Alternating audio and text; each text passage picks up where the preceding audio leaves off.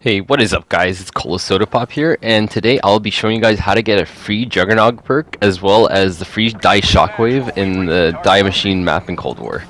So basically for step one, you're just going to want to just play normally, just go ahead and kill zombies and try to spend all those points on buying doors all the way to the basement.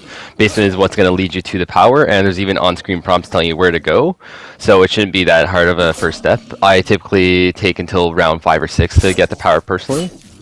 But if you guys just ever need that extra little 100 points just to get towards that next door, if you guys didn't know, you guys can go prone in front of perk machines and they would actually grant you 100 points. Now, you can only do this once every perk machine, and that's only once per game for each machine, so just keep that in mind. Now, once we're done actually getting to the power, you're just going to want to move on to the next step, which is actually just building the Pack-a-Punch. So, right after turning on the power, 2 on-screen prompts are going to show up to activate terminals. They're both sitting at opposite ends of each other of the particle accelerator. Just go ahead and press square on both of them. And once that's done, a portal should appear within the next 10 seconds, and you're just going to want to hold square on it and go through the portal. We've encountered. What the hell were these bastards doing?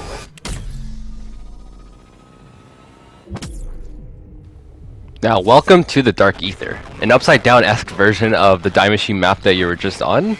And once you're actually in the Dark Ether, another on-screen prompt is actually going to tell you to go through an ether tunnel. Now, this is in order to actually get the machine part to build the Pack-a-Punch, so you're just going to want to go to that exact one, or else you'll have to spend another 500 points to go through the tunnel. And one of these doors are actually going to open, and right next to it, you're just going to find the machine part. Now, of course, you're just going to want to bring the machine part to where you found that portal, and hold square on it, and it will build the Pack-a-Punch.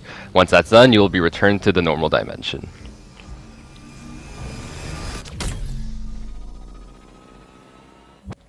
After you're done building the Pack-a-Punch, 5 weird-looking lights are actually all going to appear in the particle accelerator room.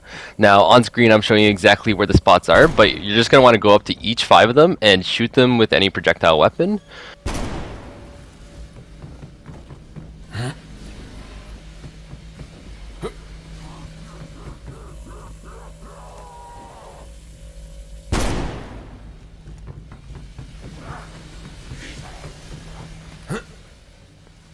Now, upon shooting the last and final light, another animation will bring up to bring you right back into the Dark Ether, although it's going to look a little stranger this time.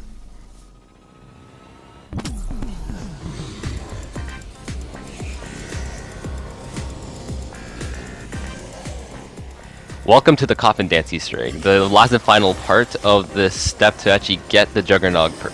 Now, basically, it's going to be just a 1-minute little sequence. You're just going to want to go ahead and just stand around and enjoy the show. And you can even just jump on top of the coffin if you'd like. Just be part of the squad if you know what I mean.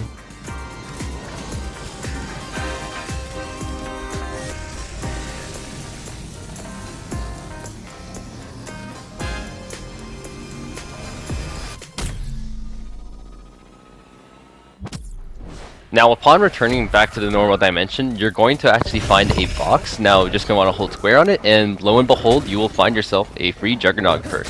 Now on to the next section of this video, I'm going to tell you guys how to get a free Die Shockwave.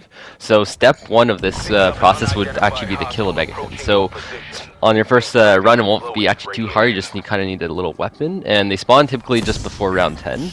And in this case, I had just dual pistols to actually kill him pretty easily.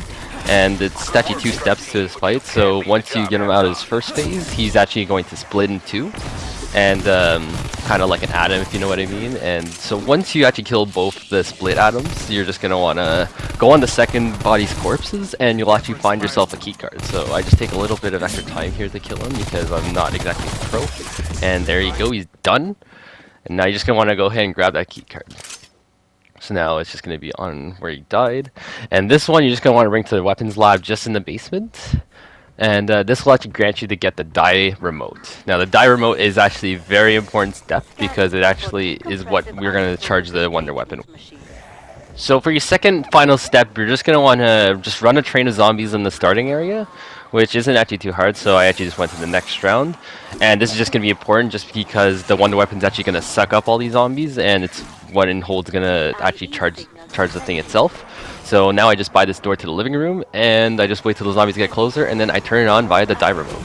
Now, of course, with this many zombies, a few of them are actually just gonna probably, you know, sneak right through, so I just like to keep them all around just in case the thing doesn't fully charge the first time, and I had way more than enough, so I just want to just take out all these Z's, and then you just want to discharge it, and right there sitting on the skeleton, you're gonna find yourself a free Die Shockwave. Absorption and dispersal unit, whatever the fuck that means.